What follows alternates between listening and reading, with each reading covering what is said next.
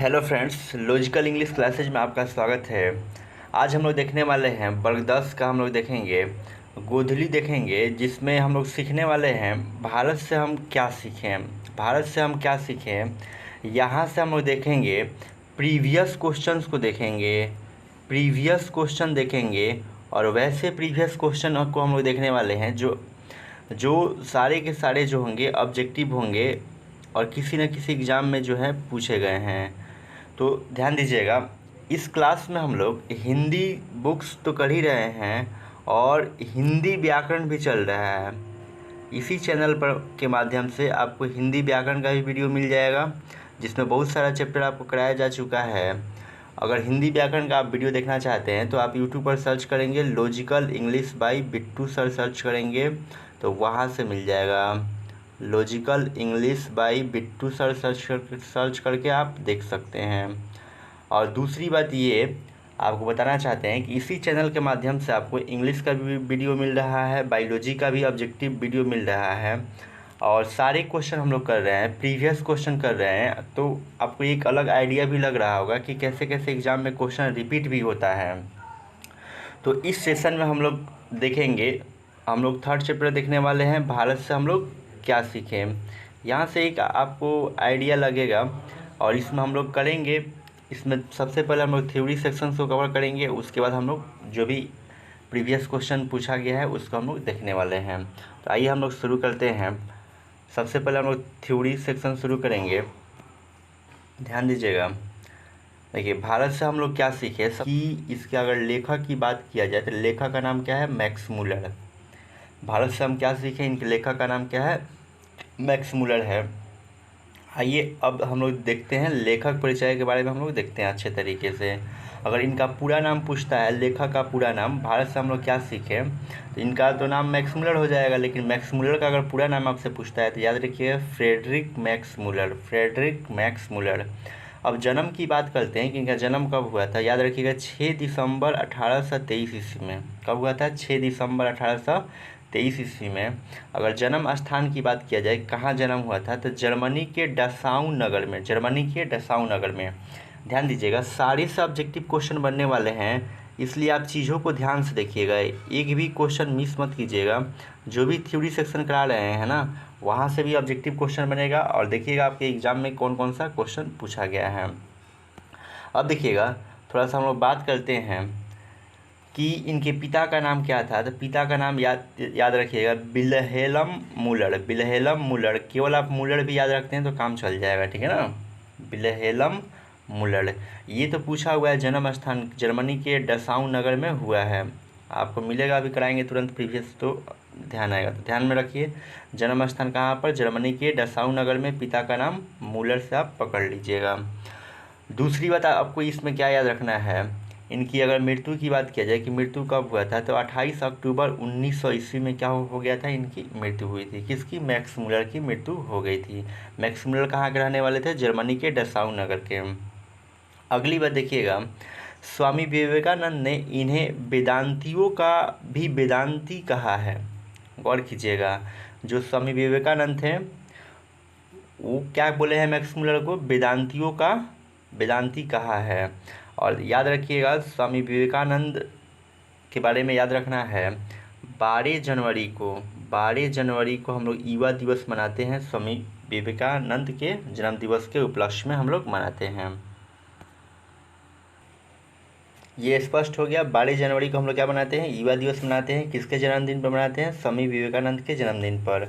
अब देखिएगा, स्वामी विवेकानंद ने ही इन्हें क्या बोला है, वेदांतियों का भी वेदांती कहा है। इस प्रश्न को आप ध्यान रखिएगा क्योंकि ये प्रश्न पूछा गया है। दूसरी बात हम लोग अगर देखते हैं, याद रखिएगा जर्मन भाषा में अनुवाद जो किया गया है हितोपदेश का, कठ और केन का और मेघदूत का, ठीक है ना।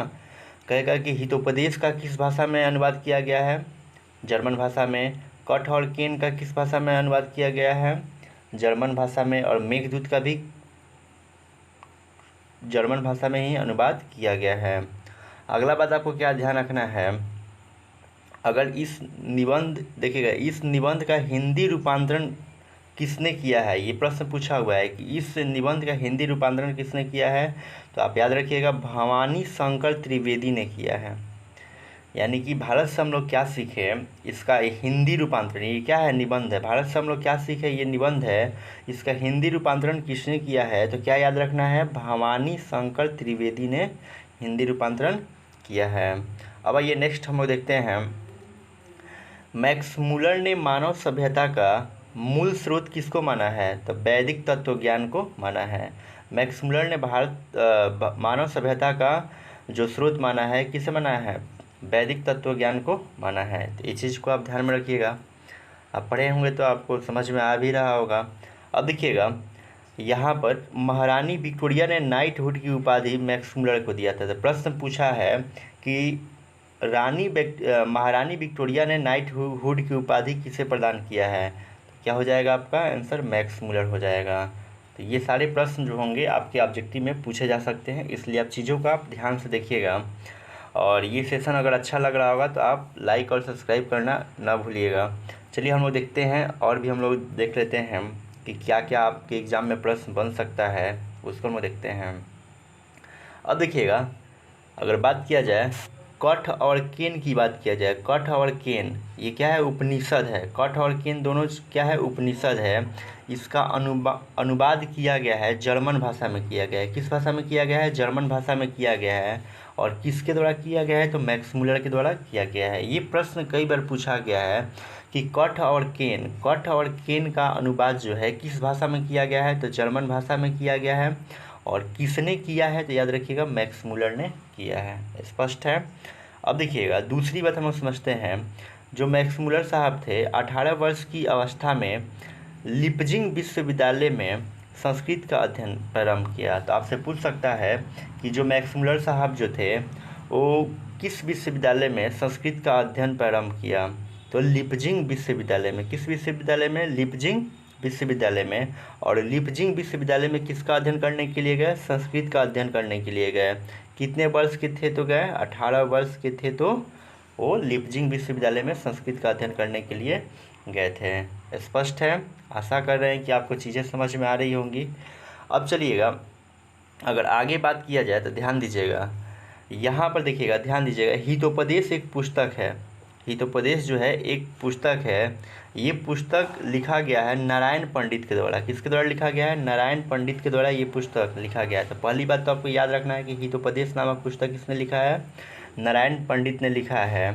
और दूसरी बात आपको क्या ध्यान रखना है कि जो हितोपदेश का जर्मन भाषा में अनुवाद किसने प्रकाशित करवाया था। ये प्रश्न पूछे कि हितोपदेश का जर्मन भाषा में अनुवाद किसने प्रकाशित कराया था, तो आप ध्यान रखिएगा मैक्स मुलर ने। मैक्स मुलर साहब जो थे ना, हितोपदेश का जर्मन भाषा में अनुवाद को क्या करवाया था, प्रकाशित करवाया था। और हितोपदेश किसने लिखा है, तो नारायण पंडित ने हितोपदेश लिखा हुआ है। आगे हम लोग देखते हैं, तो ध्यान दीजिएगा, मैक्स मुलर ने कालिदास की पुस्तक मेघदूत का जर्मन भाषा में अनुवाद किया है। देखिए ये कितने महान व्यक्ति हैं मैक्स मुलर साहब, कि ये क्या कर दिए हैं, मैक्स मुलर साहब क्या कर दिए हैं कि कालिदास की जो पुस्तक है, ये मेघदूत जो है किसके द्वारा लिखा गया है, कालिदास के द्वारा लिखा गया है। तो इस पुस्तक का जर्मन भाषा में अनुवाद करते हैं मैक्स मुलर साहब करते हैं। तो कह सकता है कि कालिदास की पुस्तक मेघदूत का जर्मन भाषा में अनुवाद किसने किया, तो आपका मैक्स मुलर साहब हो जाएंगे। चलिए अगली बात हम लोग करते हैं, तो कालिदास की कुछ प्रमुख रचनाओं के बारे में हम लोग जान लेते हैं कि कालिदास कौन कौन सी पुस्तक की रचना किए हुए हैं। तो ध्यान दीजिएगा, इसको हम लोग ट्रिक से ध्यान रखेंगे, ठीक है ना, ट्रिक से ध्यान रखेंगे। कालिदास की प्रमुख रचनाओं को हम लोग ट्रिक से देखने वाले हैं। आपका ट्रिक क्या है, अवि कुमार मेघ ऋतु में आया, अवि कुमार मेघ ऋतु में आया। तो यहाँ अ से आपको याद रखना है अभिज्ञान शाकुंतलम, अ से क्या याद रखना है, अभिज्ञान शाकुंतलम। उसके बाद ध्यान रखिएगा, आपको वी से याद रखना है विक्रमो वर्षियम, वी से क्या याद रखना है, विक्रमो वर्षियम। कु से याद रखना है कुमार संभवम। और म से याद रखना है, म से मालविकागिन मित्रम, मालविकागिन मित्रम म से। और र से याद रखना है रघुवंशम याद रखना है। और उसके बाद याद रखना है मेघ से मेघदूतम, मेघदूतम। और मेघदूतम का जर्मन भाषा में अनुवाद किसने किया है, तो आपका मैक्स मुलर साहब ही किए हुए हैं। ऋतु से याद रखिएगा, ऋतु संहार नामक पुस्तक, ठीक है ना। तो ये सारी पुस्तकें जो है किसके द्वारा लिखा गया है, कालिदास के द्वारा लिखा गया है। देखिए पहला पुस्तक अभिज्ञान शाकुंतलम हो जाएगा, दूसरा है विक्रमोर्वशीयम हो जाएगा, तीसरा कुमार संभवम हो जाएगा, चौथा है मालविकाग्नि मित्रम हो जाएगा, पांचवा रघुवंशम, छठा मेघदूतम और ऋतु संहार। तो इसको भी आप ध्यान में रखिएगा, आपसे प्रश्न पूछ सकता है, ठीक है ना। अब देखिएगा आगे याद रखना है आपको, क्या याद रखना है कि जनरल कनिंघम का संबंध जो है पुरातत्व से है, ठीक है ना। इस चीज़ को ध्यान रखिएगा कि जनरल कनिंघम का संबंध किससे है, पुरातत्व से है। और एक क्वेश्चन बार बार एग्जाम में पूछता है कि दारिश का अर्थ क्या होता है। तो दारिश का अर्थ क्या होता है, सोने की प्राचीन कालीन सिक्का को हम लोग क्या बोलते हैं, दारिश बोलते हैं। कहेगा कि दारिश क्या है, तो सोने की प्राचीन कालीन क्या है, सिक्का है, उसी को हम लोग क्या बोलते हैं, दारिश बोलते हैं। दूसरी बात क्या याद रखना है कि 172 नामक दारिश नामक सोने के सिक्के का घड़ा कहाँ मिला हुआ था, बनारस में मिला हुआ था। ये प्रश्न पूछा हुआ है कि 172 दारिश नामक सोने के सिक्के का घड़ा कहाँ पर मिला हुआ था, बनारस में मिला हुआ था। तो ये जितना थ्योरी सेक्शन कराना था करा चुके आपको, और आशा करते हैं कि आपको पूरा ये थ्योरी सेक्शन समझ में आया होगा। अगर अच्छा लगा होगा तो आप वीडियो को लाइक और शेयर ज़रूर कीजिएगा अपने दोस्तों के पास, और एक लाइक का बटन तो अवश्य बनता है। अब चलिए हम लोग देखने वाले हैं, अब देखेंगे कि आपके एग्ज़ाम में कौन कौन सा क्वेश्चन पूछा हुआ है, और आपके एग्ज़ाम में कौन कौन सा क्वेश्चन पूछ सकता है। और आप लास्ट तक बने रहिएगा और कमेंट सेक्शन में ज़रूर कमेंट करके बताइएगा कि आपका कितना क्वेश्चन में कितना सही हो रहा है। आइए हम लोग देखते हैं फर्स्ट क्वेश्चन, हम लोग देखते हैं आज का। देखिए पहला क्वेश्चन, यहाँ से आंसर देना बहुत आसान हो जाएगा। सबसे पहली बात हम आपसे पूछना चाहते हैं कि बताइए जो ये चैप्टर है भारत से हम क्या सीखे, इसके लेखक का नाम क्या है। तो लेखक का नाम क्या है, मैक्स मुलर हो जाएगा। पूरा नाम क्या है, फ्रेडरिक मैक्स मुलर। अब चलिए हम लोग क्वेश्चन पाते हैं डायरेक्टली। फर्स्ट क्वेश्चन आपका है, कह रहा है कि मैक्स मुलर का जन्म आधुनिक जर्मनी के किस नगर में हुआ था। यानी कि यहाँ से देखिए बहुत सारी बात क्लियर हो रहा है कि मैक्स मुलर का जन्म जो हुआ था जर्मनी में हुआ था, लेकिन जर्मनी के किस नगर में हुआ था अभी आपको हम बताए हैं। बताइए इसका राइट आंसर क्या हो जाएगा, एक का क्या हो जाएगा। तो अभी हम आपको क्या बताया, जर्मनी के डेसांग में हुआ था, जर्मनी के डेसांग में। यहाँ पर देखिए जर्मनी में तो हुआ था ठीक है, लेकिन नगर का नाम पूछ दिया तो जर्मनी के क्या हो जाएगा, डेसांग में हो जाएगा। चलिए हम लोग दूसरी अगर क्वेश्चन की बात करते हैं। दूसरा क्वेश्चन देखिएगा क्या कह रहा है, कह रहा है कि भारत किसकी भूमि है, भारत किसकी भूमि है आपको बताना है। तो ध्यान रखिएगा, अगर भारत कह रहा है किसकी भूमि है तो ब्राह्मणों की भूमि है, ठीक है ना। आपको क्या याद रखना है, ब्राह्मण या वैदिक धर्म की क्या है ये भूमि है, इस चीज़ को आप ध्यान रखिएगा। अगले क्वेश्चन की बात करते हैं, क्वेश्चन नंबर अगर 3 की हम लोग बात करते हैं तो 3 नंबर क्वेश्चन कर रहा है कि मेघदूत नामक पुस्तक का अनुवाद मैक्स मुलर ने किस भाषा में किया था। तो पहली बात तो समझ में आ गया कि मेघदूत नामक पुस्तक का अनुवाद किसने किया था, मैक्स मुलर ने किया था। और मेघदूत किसकी पुस्तक है, कालिदास की पुस्तक है। लेकिन आपको बताना है कि मेघदूत नामक पुस्तक का अनुवाद मैक्स मुलर ने किस भाषा में किया था, इस चीज़ को आपको बताना है। तो ध्यान दीजिएगा 3 का राइट आंसर क्या हो जाएगा आपका, ऑप्शन नंबर डी हो जाएगा, जर्मन भाषा में किया था। जो मैक्स मुलर साहब थे ना, ये मेघदूत का अनुवाद किए थे किस भाषा में, जर्मन भाषा में किए हुए थे। अगले क्वेश्चन की बात हम लोग कर लेते हैं। देखिए अगला क्वेश्चन भी बहुत इंपॉर्टेंट है, सारे क्वेश्चन किसी न किसी एग्जाम में पूछे गए हैं। देखिएगा 4 नंबर देखिएगा, कह रहा है कि मैक्स मुलर को वेदांतियों का वेदांती किसने कहा है। मैक्स मुलर को वेदांतियों का वेदांती किसने कहा है, ये प्रश्न आपसे पूछ रहा है। तो ध्यान रखिएगा, अभी आपको हम बताए हैं कि मैक्स मुलर को वेदांतियों का वेदांती जो कहा हुआ है स्वामी विवेकानंद ने कहा हुआ है। कौन कहा हुआ है, स्वामी विवेकानंद ने। और इनके बारे में आपको क्या याद रखना है कि इन्हीं के जन्म दिवस पर 12 जनवरी को इनका जन्मदिन पड़ता है। तो इन्हीं के जन्म दिवस पर हम लोग कौन सा दिवस मनाते हैं, तो युवा दिवस मनाते हैं। कौन सा दिवस, युवा दिवस मनाया जाता है। तो इस चीज़ को आपको क्या रखना है, ध्यान रखना है। अगर आपसे पूछता है कि रामकृष्ण मिशन के संस्थापक कौन थे, स्वामी विवेकानंद। बेलूर मठ की स्थापना किसने की थी, स्वामी विवेकानंद, ठीक है। तो इस चीज़ को ध्यान रखिएगा। अब देखिएगा अगले क्वेश्चन की हम लोग बात करते हैं। तो देखिएगा क्वेश्चन नंबर जो होगा हम लोग का 5 होगा। और 5 नंबर क्वेश्चन जो है कह रहा है कि संस्कृत भाषा और यूरोपियन भाषा का तुलनात्मक व्याख्यान किसने दिया था। संस्कृत भाषा और यूरोपियन भाषा का तुलनात्मक व्याख्यान किसने दिया। ध्यान दीजिएगा, इसका राइट आंसर हो जाएगा option number A, Max Muller ने। मैक्स मुलर ने क्या किया था कि संस्कृत भाषा और यूरोपियन भाषा का तुलनात्मक व्याख्यान दिया था। मतलब दोनों में अंतर ये क्या करते हैं, संस्कृत भाषा में और यूरोपियन भाषा में अंतर को बताया था। कौन बताया था, मैक्स मुलर साहब ने बताया था। यहाँ पर अगर ध्यान दिया जाए, ऑप्शन को अगर ध्यान दिया जाए तो आपको याद होगा कि हम सेकेंड चैप्टर में आपको पढ़ाए हुए नलिन बिलोचन शर्मा, ये 20 का जो दांत है ना, उसकी कहानी के लेखक हैं। अमरकांत जो है बहादुर कहानी के क्या है, लेखक हैं। तो इसको भी आप ध्यान में रखिएगा। अगले क्वेश्चन की अगर हम लोग बात करते हैं तो अगला क्वेश्चन देखिएगा, बहुत इंपॉर्टेंट है। कह रहा है क्वेश्चन नंबर 6 कह रहा है कि महारानी विक्टोरिया ने नाइटहुड की उपाधि प्रदान की। यानी कि महारानी विक्टोरिया जो थी, नाइटहुड की उपाधि जो है किसे प्रदान की है। तो बताइए इसका राइट आंसर क्या हो जाएगा। देखिए बिल्कुल आसान है, ये क्या हो जाएगा, ये मैक्स मुलर साहब को महारानी विक्टोरिया नाइटहुड की उपाधि किसे देती है, तो मैक्स मुलर साहब को देती है। तो इस चीज़ को आपको ध्यान रखना है। चलिए आगे हम लोग देखते हैं, क्वेश्चन नंबर हम लोग 7 देखते हैं। देखिए क्वेश्चन नंबर 7 जो है कह रहा है कठ और केन उपनिषद। देखिए कठ और केन क्या है, तो उपनिषद है। कठ और केन उपनिषद का अनुवाद मैक्स मुलर ने किया था। याद रखिए, कठ और केन उपनिषद का अनुवाद किसने किया था, मैक्स मुलर ने किया था। और किस भाषा में किया था ये आपको बताना है। यानी कि यहाँ से एक बात तो क्लियर है कि कठ और केन उपनिषद का अनुवाद किसने किया था, मैक्स मुलर ने किया था। लेकिन आपको बताना है कि किस भाषा में किया था, ये आपको बताना है।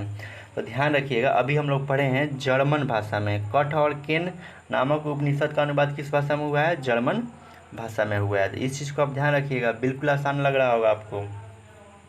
अब देखिएगा क्वेश्चन नंबर 8 की हम लोग बात करते हैं। 8 नंबर देखिएगा, कह रहे कि लिपजिंग विश्वविद्यालय में मैक्स मुलर ने किस भाषा का अध्ययन किया। देखिए क्वेश्चन भी कुछ क्वेश्चन दे रहा है, कहेगा कि लिपजिंग विश्वविद्यालय में लिपजिंग विश्वविद्यालय में जो भाषा का अध्ययन किया था, कौन किया था, तो आंसर क्या हो जाएगा, मैक्स मुलर। अब क्वेश्चन बन सकता है यहीं से कि लिपजिंग विश्वविद्यालय में मैक्स मुलर ने किस भाषा का अध्ययन किया।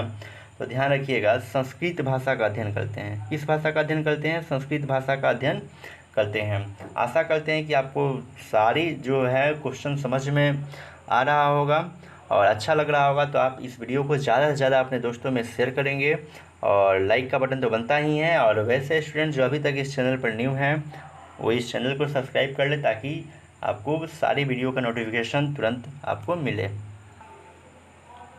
अब ध्यान दीजिएगा, जैसे आपसे मैक्स मुलर की खूब चर्चा हो रही है, तो अगर मैक्स मुलर का अगर जन्म स्थान कहा जाए कि मैक्स मुलर का जन्म स्थान कहाँ है, तो क्या आपको अभी भी नहीं याद आ रहा है कि मैक्स मुलर का जन्म स्थान कहाँ है। अगर याद आ रहा है तो कमेंट सेक्शन में छाप दीजिए। देखिएगा सबको मालूम है कि जर्मनी में, सबको क्या मालूम है कि जर्मनी में, लेकिन आपसे पहला ही क्वेश्चन पूछा था ना कि जर्मनी के किस नगर में, तो आप याद रखिएगा डसाऊ नामक नगर में। किस नगर में, तो डसाऊ नामक नगर में होता है किनका जन्म, मैक्स मुलर साहब का जन्म होता है। चलिए अगले क्वेश्चन की हम लोग बात करते हैं, क्वेश्चन नंबर 9 की हम लोग बात करते हैं। तो देखिए 9 नंबर क्वेश्चन आपका क्या है, ध्यान दीजिएगा। 9 नंबर क्वेश्चन कह रहा है कि यूनान एवं रोम के संपूर्ण साहित्य से कहीं अधिक विशाल है। यूनान एवं रोम के संपूर्ण साहित्य से कहीं अधिक विशाल है। क्या विशाल है, यूनान एवं रोम के संपूर्ण साहित्य से कहीं अधिक विशाल क्या दिखाई दे रहा है। तो ध्यान दीजिएगा, 9 का आंसर हो जाएगा ऑप्शन नंबर ए। संस्कृत भाषा और साहित्य जो है यूनान एवं रोम के संपूर्ण साहित्य से क्या है, अधिक क्या है, विशाल है। तो आपका राइट आंसर क्या हो जाएगा, ऑप्शन नंबर ए हो जाएगा। चलिए अगले क्वेश्चन की हम लोग बात करते हैं। क्वेश्चन नंबर जो होगा हम लोग का 10 होगा। क्वेश्चन नंबर 10 देखिए, कह रहा है जनरल कनिंघम का संबंध किससे है। जो जनरल कनिंघम साहब का उल्लेख हुआ है, भारत से हम लोग क्या सीखे, तो उनका संबंध जो है किस चीज़ से है, आपको ये बताना है। तो ध्यान रखिएगा, अभी हम आपको थ्योरी सेक्शन में बताएं कि जनरल कनिंघम जो थे उनका संबंध जो था पुरातत्व से था। किससे था, पुरातत्व से था। अब देखिएगा अगले क्वेश्चन की हम लोग बात करते हैं। क्वेश्चन नंबर 11 देखते हैं। कह रहा है कि 172 दारिस नामक सोने के सिक्के का घड़ा कहाँ मिला था। बिल्कुल सिंपल है, बनारस बताए थे आपको। क्या बताए थे, आपको बनारस बताए थे ना, क्या हो जाएगा, तो बनारसी हो जाएगा। याद रखिएगा, बनारस में ही 172 तारीख नामक सोने के सिक्के का घड़ा मिला हुआ था। तो इस चीज़ को आप ध्यान रखेंगे। अब देखिएगा अगले क्वेश्चन की हम लोग बात करते हैं। तो अगला क्वेश्चन जो है आपका क्वेश्चन नंबर जो है 12 है। क्वेश्चन नंबर 12 देखिएगा, कह रहे नालंदा विश्वविद्यालय कहाँ पर स्थित है। ये तो सबको मालूम होगा कि नालंदा विश्वविद्यालय जो है कहाँ पर स्थित है। तो ध्यान दीजिएगा, इसका राइट आंसर हो जाएगा 12 का ए नंबर हो जाएगा, बिहार में। नालंदा विश्वविद्यालय कहाँ पर स्थित है, क्या हो जाएगा, बिहार में हो जाएगा। स्पष्ट है। चलिए अगला क्वेश्चन, और बहुत ईजी। देखिएगा अगला क्वेश्चन, आप लोग इसका आंसर बताइएगा। 13 का कह रहा है कि भारत से हम क्या सीखे, रचनाकार कौन है। भारत से हम लोग क्या सीखे, इसके रचनाकार का नाम बताना है। तो ध्यान रखिएगा, इसका राइट आंसर क्या हो जाएगा, मैक्स मुलर हो जाएगा। इनका पूरा नाम क्या है, फ्रेडरिक मैक्स मुलर। और आप देख रहे हैं कि भारत से क्या हम सीखे, भारत से क्या सीखे, ये अगर पूछा जाए कि कहानी है कि निबंध है, तो आपका राइट आंसर क्या आएगा जी, ये जो है आपका निबंध है। क्या है, निबंध है। तो इस चीज़ को भी आप ध्यान रखिएगा, ये प्रश्न भी पूछा हुआ है। और मैक्स मुलर का अगर पूरा नाम पूछा जाए तो क्या बोलिएगा, फ्रेडरिक मैक्स मुलर। क्या बोलना है, फ्रेडरिक मैक्स मुलर। और दयानंद सरस्वती के बारे में क्वेश्चन बन सकता है कि आर्य समाज के संस्थापक कौन थे, दयानंद सरस्वती थे। राष्ट्रगान यानी कि जन गण मन कौन लिखा है, रविन्द्रनाथ टैगोर। और विवेकानंद के बारे में तो आपको हम बताएं ही कि स्वामी विवेकानंद ने ही मैक्स मुलर को क्या कहा है, वेदांतियों का वेदांती कहा है। पूछ सकता है कि विवेकानंद ने किसे वेदांतियों का वेदांती कहा है, तो क्या हो जाएगा, मैक्स मुलर हो जाएगा। हम लोग भारत से हम क्या सीखे, इस रचनाकार का नाम क्या है, मैक्स मुलर। आइए अगले क्वेश्चन की हम लोग चर्चा करते हैं। क्वेश्चन नंबर 14 देखिएगा, कह रहा है कि नृवंश विद्या का संबंध किससे है। नृवंश विद्या का संबंध किससे है, तो याद रखिएगा मानव विज्ञान से। किससे है, मानव विज्ञान से है। आइए अगला क्वेश्चन हम लोग देखते हैं। और अगला क्वेश्चन ये रहा आपका 15 नंबर रहा क्वेश्चन। और 15 क्या कह रहा है, देखिएगा कह रहा है कि वारेन हेस्टिंगस था। वारेन हेस्टिंगस था। तो ध्यान दीजिएगा, वारेन हेस्टिंगस के बारे में पूछ रहा है कि वारेन हेस्टिंगस क्या था। तो भारत का ये गवर्नर जनरल था। क्या था जी, भारत का गवर्नर जनरल। आपसे पूछ भी सकता है कि भारत का गवर्नर जनरल कौन था, तो याद रखिएगा वारेन हेस्टिंगस। या वारेन हेस्टिंगस क्या था, तो भारत का गवर्नर जनरल था। आई होप आप समझ रहे होंगे, सारी चीज़ों को आप समझ रहे होंगे। अगर आपको ये वीडियो समझ में आ रहा होगा तो ज़्यादा से ज़्यादा लाइक कीजिए, शेयर कीजिए, और कमेंट भी करके बताइए कि आपको ये सेशन कैसा लग रहा है। चलिए हम लोग चलते हैं, क्वेश्चन नंबर हम लोग 16 की तरफ बढ़ जाते हैं। और बीच में आप भागिएगा नहीं छोड़ के, ठीक है ना। सारे क्वेश्चन को आपको करना है और बताना है लास्ट में कि आपका स्कोर कितना जा रहा है, कितना क्वेश्चन में से, क्योंकि एग्ज़ाम का समय जो है बहुत ही नज़दीक है। देखिएगा क्वेश्चन नंबर 16 क्या है, कह रहे कि दारिश क्या है। थ्योरी सेक्शन में बताया था ना, दारिश का अर्थ क्या है, दारिश का अर्थ क्या है। तो ध्यान रखिएगा, बिल्कुल इजी है। ये दारिश किसको हम लोग बोलते हैं, सोने की जो प्राचीन कालीन जो सिक्का होता है ना, उसी को हम लोग क्या बोलते हैं, दारिश बोलते हैं। स्पष्ट है, सोने की प्राचीन कालीन सिक्के को हम लोग क्या बोलते हैं, दारिश बोलते हैं। चलिए अगले क्वेश्चन को हम लोग देखते हैं, 17 नंबर देख लेते हैं। कह रहा है कि प्लेटो का संबंध किस देश से है। बिल्कुल अच्छा क्वेश्चन पूछा है, प्लेटो का संबंध किस देश से है। तो आप याद रखिएगा, हमको तो याद है यूनान से हो जाएगा। क्या हो जाएगा, यूनान से हो जाएगा। कभी कभी मतलब हिंदी का जो भी निबंध होता है ना, या कहानी होता है, वो थोड़ा सा हिस्ट्री से मिलता जुलता है। तो यहाँ पर कह रहा है प्लेटो का संबंध जो है किस देश से है, तो क्या हो जाएगा, यूनान से हो जाएगा। अगला क्वेश्चन देखिए, हिस्ट्री से ही है, हिस्ट्री से ही है, आप पढ़े होंगे तो आपको मालूम होगा। 18 नंबर देखिए, शाहनामा के रचनाकाल है। शाहनामा का रचनाकाल है। तो आपसे यहाँ पर शाहनामा के लेखक का नाम भी पूछ सकता है, आपको हम बताएंगे। तो ध्यान दीजिएगा, शाहनामा का पहले रचनाकाल आपको बताना है कि इनका रचनाकाल कौन सा है। तो याद रखिएगा, यहाँ 10वीं से 11वीं सदी, 10वीं से 11वीं सदी में क्या हुआ है, शाहनामा को रचित किया गया है। अब पूछ सकता है कि शाहनामा के लेखक का नाम क्या है, तो याद रखिएगा फिरदौसी। क्या है, फिरदौसी। इस चीज़ को याद रखिएगा, शाहनामा के लेखक का नाम क्या है, फिरदौसी। और शाहनामा का रचनाकाल क्या है, तो 10वीं 11वीं सदी में, ठीक है ना। अब आइए हम लोग करते हैं 19 नंबर हम लोग क्वेश्चन कर लेते हैं। और 19 नंबर क्वेश्चन भी देखिए, ये भी हिस्ट्री से ही क्वेश्चन है 19 नंबर। और हिंदी पढ़े होंगे ना, भारत से हम क्या सीखे, तो वहाँ से आप स्पष्ट बना सकते हैं, कोई दिक्कत ही नहीं होगा। कह रहा है कि मुंडा किस देश की जाती है, मुंडा जो है किस देश की जाती है, तो क्या हो जाएगा, मुंडा जो है भारत देश की क्या है, एक जाति है। याद रखिएगा, मुंडा किस देश की जाती है, तो भारत देश की जाती है। आपसे पूछ सकता है कि बिश्नोई, क्या पूछ सकता है, बिश्नोई आपसे पूछ सकता है कि जो बिश्नोई है कहाँ की ये जनजाति है। तो याद रखिएगा, बिश्नोई जो जनजाति है कहाँ की है, राजस्थान की है।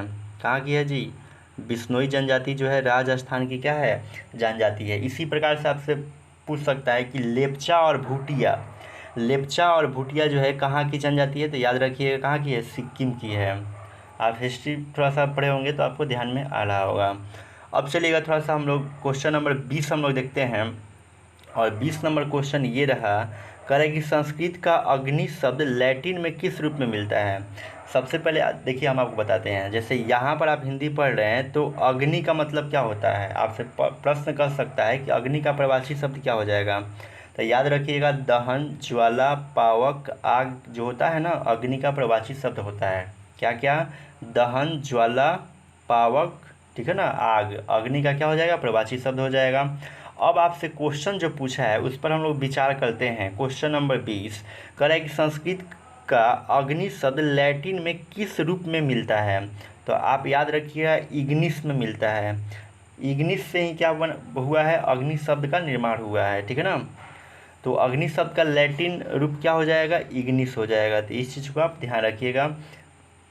चलिए अगले क्वेश्चन की हम लोग बात करते हैं। और अगला क्वेश्चन जो होगा, क्वेश्चन नंबर हम लोग देखेंगे 21 देखेंगे। देखिए 21 कह रहा है कि सर विलियम जोन्स ने भारत की यात्रा कब की थी।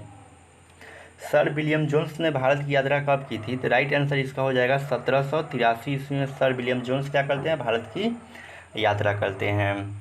चलिए अगला क्वेश्चन देखिएगा। अगला क्वेश्चन जो होगा हम लोग का, अगला क्वेश्चन जो होगा 22 नंबर क्वेश्चन होगा। और 22वां क्वेश्चन ये रहा, कह रहा है कि भारत से हम क्या सीखे, पाठ में नए सिकंदर विशेषण किसके लिए प्रयुक्त हुआ है। यानी कहने का मतलब ये है ना कि आपके पाठ में जो आया हुआ है नया सिकंदर जो आया हुआ है, वह विशेषण जो है किसके लिए प्रयुक्त हुआ है, ये आपको बताना है। तो ध्यान रखिएगा, 22 का ऑप्शन नंबर क्या हो जाएगा, सी हो जाएगा। युवा अंग्रेज अधिकारी के लिए क्या किया गया है, नया सिकंदर का प्रयोग किया गया है। नया सिकंदर किसके लिए प्रयोग किया गया है, युवा अंग्रेज अधिकारी के लिए नया सिकंदर का प्रयोग किया गया है। आई होप आप सारी चीज़ों का आप समझ रहे हैं। और कहीं पर भी आपको डाउट होता है तो आप कमेंट सेक्शन में ज़रूर अपना कमेंट लिखेंगे, ठीक है ना। और इस अगर सही तरीके से आप समझ रहे होंगे तो अपने दोस्तों के पास भी शेयर करेंगे। और लाइक का बटन तो बनता ही है। और कमेंट करके भी बताते रहिए कि ये सेशन आपको कैसा लग रहा है। चलिए हम लोग बढ़ चलते हैं, अगले क्वेश्चन की तरफ चलते हैं। और अगला क्वेश्चन जो हम लोग का होगा, देखते हैं क्वेश्चन नंबर कितना है। क्वेश्चन नंबर हम लोग का 23 होगा, क्योंकि हम लोग 22 तक ख़त्म कर चुके हैं। 23 नंबर देखिएगा, 23वां क्वेश्चन है। देखिए कह रहा है कि हरकस क्या थे। आपको बताना है कि हरकस क्या थे। तो आप पढ़े होंगे तो आपको पता चला होगा कि ये जो हरकस जो थे वनस्पति वैज्ञानिक थे। हरकस क्या थे जी, तो वनस्पति वैज्ञानिक थे। चलिए अगले क्वेश्चन की हम लोग बात करते हैं। क्वेश्चन नंबर 24 की बात करते हैं। कह रहा है कि स्वामी विवेकानंद ने वेदांतियों का वेदांती किसे कहा है। देखिए ये क्वेश्चन पीछे भी रिपीट किया हुआ था और फिर रिपीट कर रहा है। यानी कि 19 में इधर पूछा, फिर 22 में पूछा, हो सकता है कि 24 में पूछ दे आपके एग्जाम में। तो बताना है कि स्वामी विवेकानंद ने वेदांतियों का वेदांती किसे कहा है। आशा करते हैं कि आप लोग आंसर दे चुके होंगे। तो ध्यान रखिएगा, स्वामी विवेकानंद जो थे वेदांतियों के वेदांती जो है मैक्स मुलर साहब को बोले हुए हैं। किसको बोले हुए हैं, मैक्स मुलर साहब को। तो 24 का राइट आंसर क्या हो जाएगा आपका, ऑप्शन नंबर सी हो जाएगा। चलिए अगले क्वेश्चन की हम लोग बात करते हैं। क्वेश्चन नंबर हम लोग देखते हैं 25 देखते हैं। कह रहा है कि मैक्स मुलर ने डैश वर्ष की अवस्था में लिपजिंग विश्वविद्यालय में संस्कृत का अध्ययन प्रारंभ किया। आपको बताया है कि मैक्स मुलर साहब ने 18 वर्ष की अवस्था में, कितने वर्ष की अवस्था में, 18 वर्ष की अवस्था में लिपजिंग विश्वविद्यालय में संस्कृत का अध्ययन करने के लिए गए थे। तो ये आपसे प्रश्न ऐसे भी पूछ सकता है कि जो मैक्स मुलर साहब जो थे लिपजिंग विश्वविद्यालय में किस विषय का अध्ययन करने के लिए गए थे। तो संस्कृत विषय का अध्ययन करने के लिए गए थे। और कितने वर्ष में गए थे? तो जब 18 वर्ष के थे ना, तब गए थे संस्कृत का अध्ययन करने के लिए। किस विश्वविद्यालय में गए थे? लिपजिंग विश्वविद्यालय में गए थे। तो एक क्वेश्चन से कई क्वेश्चन बन सकते हैं, इसलिए आपको चीज़ों को क्या करना पड़ेगा? समझना पड़ेगा और ध्यान से देखना पड़ेगा। अब देखिएगा, अगले क्वेश्चन की बात करते हैं, क्वेश्चन नंबर 26 की बात करते हैं। तो कह रहा है कि पारसियों के धर्म का नाम क्या है? पारसियों के धर्म का नाम क्या है? तो आपको याद रखना है जरथ्रुस्ट। क्या याद रखिएगा? जरथ्रुस्ट। ये पारसियों के धर्म का नाम है जरथ्रुस्ट। अगर यहीं से आपसे क्वेश्चन अगर पूछता है कि जैन धर्म के प्रथम तीर्थंकर कौन थे? याद रखिएगा ऋषभदेव। क्या याद रखेंगे? ऋषभदेव याद रखेंगे। और जैन धर्म का वास्तविक संस्थापक पूछेगा या 24वां तीर्थंकर पूछेगा तो महावीर स्वामी आप याद रखेंगे। अगर बौद्ध धर्म का संस्थापक पूछता है तो आप गौतम बुद्ध याद रखेंगे। और गौतम बुद्ध के बचपन का नाम क्या था? सिद्धार्थ था। ये भी आप ध्यान रखेंगे। चलिए अगले क्वेश्चन की हम लोग बात करते हैं, क्वेश्चन नंबर 27 की हम लोग बात करते हैं। 27 नंबर कह रहा है कि मैक्स मुलर साहब का जन्म कब हुआ था? आपको फर्स्ट ही स्लाइड में बताया था थ्योरी सेक्शन में कि मैक्स मुलर साहब का जो जन्म हुआ था 6 दिसंबर 1823 में। कब हुआ था?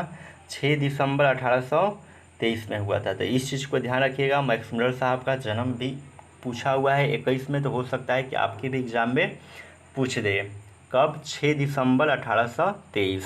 आप देख लीजिए, सब जो है 18 से 23 वाला ऑप्शन है, तो इस डेट को याद रखिएगा 6 दिसंबर। तो 27 का राइट आंसर क्या हो जाएगा? Option number D. Max Muller का जन्म कब? 6 दिसंबर 1823 में। और कहाँ इनका जन्म हुआ था जी? आपको याद आ रहा है क्या? याद रखिएगा जर्मनी के डसाऊ नामक नगर में। जर्मनी के डसाऊ नामक नगर में। चलिए अगले क्वेश्चन की हम लोग बात करते हैं। देखिए फिर पूछ दिया ना, कह रहा है 28 नंबर कि मैक्स मुलर का जन्म कहाँ हुआ था? मैक्स मुलर का जन्म कहाँ हुआ था? तो देखिए ना, जर्मनी के डसाऊ में। जर्मनी के डसाऊ में क्या हो जाएगा? डसाऊ जर्मनी। ऑप्शन नंबर क्या हो जाएगा? बी हो जाएगा। कितना इजी लग रहा है जी? जो ध्यान से देखे होंगे ना, शुरू से आप लोग देख रहे होंगे तो बहुत इजी लग रहा होगा प्रश्न। देखिए ये भी प्रश्न जो है थ्योरी सेक्शन में अभी बताए थे। कह रहा है 29 नंबर कि मैक्स मुलर, जो मैक्स मुलर साहब हैं, मैक्स मुलर के पिता का नाम क्या है? मैक्स मुलर के पिता का नाम क्या है? देखिए सब में मुलर दिया हुआ है, तो यहाँ पर फंसने वाला आ गया ना। तो विल्हेल्म याद रखिएगा। क्या याद रखना है? विल्हेल्म मुलर। विल्हेल्म मुलर जो था मैक्स मुलर के पिता का नाम था। स्पष्ट हो गया? अब देखिएगा, आपसे एक हम क्वेश्चन अगर पूछें तो आप जवाब देने का प्रयास कीजिए कि जो मैक्स मुलर साहब थे उनके पिता का नाम तो आप जान गए कि विल्हेल्म मुलर था। और मैक्स मुलर साहब को वेदांतियों का वेदांती किसने कहा है? वेदांतियों का वेदांती किसने कहा है? याद रखिएगा विवेकानंद। ठीक है ना, विवेकानंद। ठीक है ना, ये क्वेश्चन 2 बार रिपीट किया है, तो ये ज़्यादा संभावना है कि आपके एग्जाम में पूछा जाए।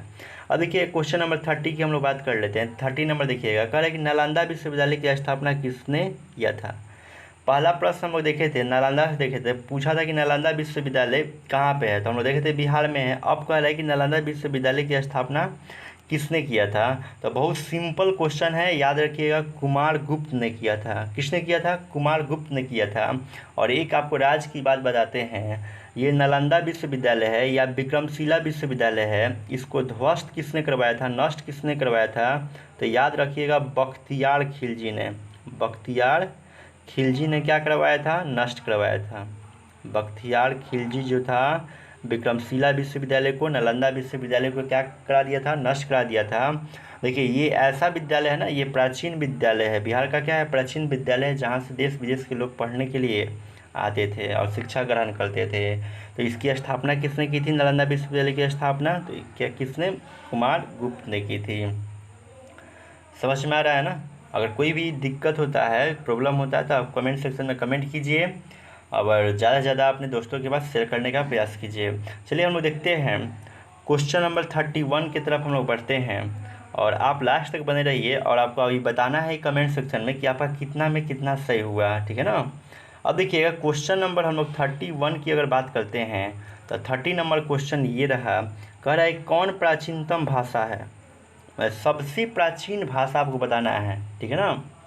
तो याद रखिएगा सबसे प्राचीन भाषा जो है आपका संस्कृत है। सबसे प्राचीन भाषा जो है आपका संस्कृत है। ध्यान दीजिए, आपको पता होगा कि इसी लॉजिकल इंग्लिश चैनल पर ही आपको मिल रहा है हिंदी का भी वीडियो मिल रहा है, हिंदी का वीडियो मिल रहा है ना। तो आपको जानना आवश्यक हो गया है कि हिंदी दिवस कब मनाया जाता है, राष्ट्रीय हिंदी दिवस कब मनाया जाता है।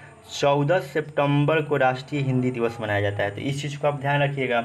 आपसे पूछ सकता है, क्योंकि आप हिंदी पढ़ रहे हैं, पूछ सकता है कि राष्ट्रीय हिंदी दिवस कब मनाया जाता है, तो 14 सितंबर को।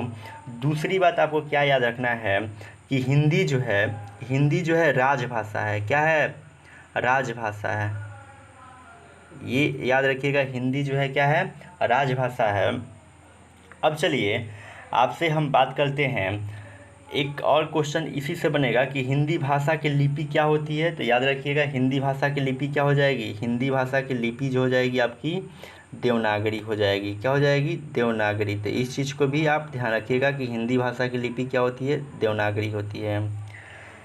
तो आपसे प्रश्न किया था कि कौन प्राचीनतम भाषा है, तो क्या हो जाएगा आपका? संस्कृत हो जाएगा। राइट आंसर क्या हो जाएगा? संस्कृत हो जाएगा। चलिए अगले क्वेश्चन की बात करते हैं, और बहुत सिंपल क्वेश्चन दिख रहा है। कह रहा है 32 नंबर क्वेश्चन कि मैक्स मुलर की मृत्यु कब हुई थी। मैक्स मुलर की मृत्यु कब हुई? देखिए जन्म पूछा हुआ था ना, तो आपको क्या करना है, इनका मृत्यु भी याद रखना है। मैक्स मुलर साहब का मृत्यु याद रखना है कब हुआ था। तो इसका राइट आंसर क्या हो जाएगा? ऑप्शन नंबर डी हो जाएगा। मैक्स मुलर की मृत्यु कब? 28 अक्टूबर 1900 को क्या होती है? इनकी मृत्यु होती है। चलिए अगला क्वेश्चन हम लोग देख लेते हैं, और अगला क्वेश्चन देखिएगा बहुत इंपॉर्टेंट है। क्वेश्चन नंबर 33 देखिए, किसके अध्ययन क्षेत्र में भारत के कारण नवजीवन का संचार हो चुका है? किसके अध्ययन क्षेत्र में भारत के कारण नवजीवन का संचार हो चुका है? तो याद रखिएगा, नीति कथा। क्या है? नीति कथा। नीति कथा के अध्ययन से भारत में नवजीवन का क्या हुआ है? संचार हुआ है। चलिए अगला क्वेश्चन हम लोग देखते हैं। क्वेश्चन नंबर हम लोग देखेंगे 34, जो बहुत इंपॉर्टेंट होगा आपके एग्जाम के लिए। कह रहा है कि दारिस नामक सोने के सिक्के से भरा घड़ा किसे मिला था? कहाँ मिला था? हम लोग देखे थे ना, कहाँ मिला था? तो बनारस में। याद रखिए, कहाँ मिला था? बनारस में। 172 दारिस नामक सोने के सिक्के का घड़ा कहाँ मिला था? तो बनारस में। लेकिन ये बहुत अच्छा प्रश्न कर दिया कि दारिस नामक सोने के सिक्के से भरा घड़ा किसे मिला हुआ था। ये चीज़ आपको याद रखिएगा, किसको मिला हुआ था? वारेन हेस्टिंगस को मिला हुआ था। ऑप्शन नंबर क्या हो जाएगा? 34 का सी हो जाएगा। तो यहाँ से स्पष्ट हो गया कि 172 दारिस नामक सोने के सिक्के से भरा घड़ा किसे मिला था? वारेन हेस्टिंगस को। वारेन हेस्टिंगस क्या था? भारत का गवर्नर जनरल था। वारेन हेस्टिंगस क्या था? भारत का गवर्नर जनरल था। और इसको घड़ा कहाँ मिला था? बनारस में मिला हुआ था। तो इस चीज़ को ध्यान रखिएगा, क्योंकि ये क्वेश्चन देखिए कई बार रिपीट हुआ। 18 में, 21 में, 23 में, हो सकता है कि 24 में क्या हो जाए? रिपीट हो जाए। कुछ कहा नहीं जा सकता है। अब चलिएगा क्वेश्चन नंबर 35 देख लीजिए। 35 नंबर जो है बहुत ईजी प्रश्न है। कह रहा है कि मेघदूत, सबसे पहले तो ये पुस्तक है, मेघदूत नामक पुस्तक है, लिखा गया है कालिदास के द्वारा। ये याद रखिएगा। मेघदूत का जर्मन में अनुवाद किसने किया था? बहुत सिंपल क्वेश्चन। मेघदूत का जर्मन में अनुवाद किसने किया था? अभी हम आपको थ्योरी सेक्शन में बताए थे। तो क्या हो जाएगा राइट आंसर? मैक्स मूलर हो जाएगा। क्या हो जाएगा? Max Muller. मेघदूत नामक पुस्तक कालिदास ने लिखा है, लेकिन मेघदूत का जर्मन भाषा में अनुवाद किसने किया है? तो आपका मैक्स मूलर साहब ने किया है। याद रहेगा ना? याद रखिएगा। अब देखिएगा क्वेश्चन नंबर हम लोग देखते हैं 36। हम लोग देखते हैं, देखिए क्वेश्चन नंबर 36 जो है, कह रहा है कि भारत से हम क्या सीखें। भारत से हम लोग क्या सीखें? ये क्या है? कहानी है कि व्यक्ति चित्र है कि भाषण है कि निबंध है? आपको बताना है। तो इसका राइट आंसर क्या हो जाएगा? यहाँ पर ऑप्शन नंबर सी हो जाएगा। भारत से हम लोग क्या सीखे? भाषण है। भारत से हम लोग क्या सीखें? ये क्या है? भाषण है। देखिए थोड़ा सा हम भी मिसप्रिंट किए हुए हैं। यहाँ पर आपको हमने बताया हुआ है कि निबंध है, लेकिन निबंध नहीं होगा, ये क्या है? भाषण है। क्योंकि आपके पुस्तक में हूबहू स्पष्ट लिखा गया है कि ये क्या है? भाषण है। तो इसको काट दीजिए और यहाँ पर आप लिख लीजिए भारत से हम लोग क्या सीखें। ये क्या हो जाएगा? आपका भाषण है। इस चीज़ को आप ध्यान रखिएगा, ठीक है ना? भारत से हम क्या सीखें, ये क्या है? आपका भाषण है। याद रहेगा ना? अब चलिए हम लोग चलते हैं अपने क्वेश्चन की तरफ चलते हैं। और क्वेश्चन नंबर हम लोग देख रहे थे, क्वेश्चन नंबर हम लोग थे 35 36 कर लिया, अब 37 हम लोग देखने वाले हैं। देखिए 37 नंबर क्वेश्चन देख लीजिए क्या है। कह रहा है कि मैक्स मुलर के अनुसार सच्चे भारत के दर्शन कहाँ हो सकते हैं। मैक्स मुलर जो साहब थे वो कह रहे हैं कि सच्चे भारत के दर्शन जो कहाँ हो सकते हैं। देखिए मैक्स मुलर साहब के अनुसार अगर चला जाए तो सच्चे भारत के दर्शन जो होगा ग्रामीण भारत में हो सकता है, गाँव में हो सकता है। सच्चे भारत के दर्शन कहाँ हो सकते हैं, गाँव में हो सकता है। यहाँ से ये स्पष्ट हो गया कि सच्चे भारत दर्शन ग्रामीण भारत में हो सकते हैं। दूसरी बात समझ लीजिएगा, इसी चैनल के माध्यम से लॉजिकल इंग्लिश चैनल पर ही logical English by Bittu sir आप सर्च कीजिएगा तो यहाँ से आप पढ़ सकते हैं। आप बायोलॉजी पढ़ सकते हैं, लॉजिक तरीके से पढ़ सकते हैं। दूसरी बात है यहाँ से आप इंग्लिश पढ़ सकते हैं। और आप हिंदी तो देख ही रहे हैं, आप हिंदी तो क्या कर रहे हैं, आप हिंदी देख रहे हैं और हिंदी में आपको हिंदी बुक भी मिल जाएगा और ग्रामर भी आपको मिल जाएगा, ठीक है ना। अभी 3 हम लोग देख रहे हैं, ये ख़त्म होने के बाद हम लोग देखेंगे हिस्ट्री, देखेंगे ज्योग्राफी हम लोग देखने वाले हैं। आप कमेंट कीजिएगा आपको कौन सा सब्जेक्ट ऐसे ही पढ़ना है। चलिए हम लोग देखते हैं क्वेश्चन नंबर हम लोग देखेंगे 38 नंबर हम लोग क्वेश्चन देखते हैं। ज़्यादा क्वेश्चन नहीं है, अब ख़त्म ही होने वाला है, लास्ट तक आप बने रहिए। देखिए 38 नंबर क्वेश्चन देखिएगा। कह रहा है 38 कह रहा है कि प्लेटो और कांट महान थे। प्लेटो और कांट थे महान, मतलब किस में महान थे प्लेटो और कांट, ये आपको बताना है। तो ध्यान रखिएगा ये लोग दार्शनिक थे। प्लेटो और कांट जो थे क्या थे, दार्शनिक थे, दर्शन का ज्ञान ये लोग रखते थे। तो 38 का क्या हो जाएगा, राइट आंसर बी हो जाएगा। अगले क्वेश्चन की बात करते हैं, क्वेश्चन नंबर 39 की बात करते हैं। तो ध्यान दीजिएगा, कह रहा है कि हितोपदेश का जर्मन भाषा में अनुवाद किसने प्रकाशित करवाया किया। अगर कहता कि हितोपदेश का जर्मन भाषा में अनुवाद किसने किया तो याद क्या रखना है, नारायण पंडित। क्या याद रखना है, नारायण पंडित। हितोपदेश के लेखक का नाम क्या है, नारायण पंडित। लेकिन आपसे प्रश्न ये नहीं कहा है कि हितोपदेश का जर्मन भाषा में अनुवाद किसने प्रकाशित करवाया।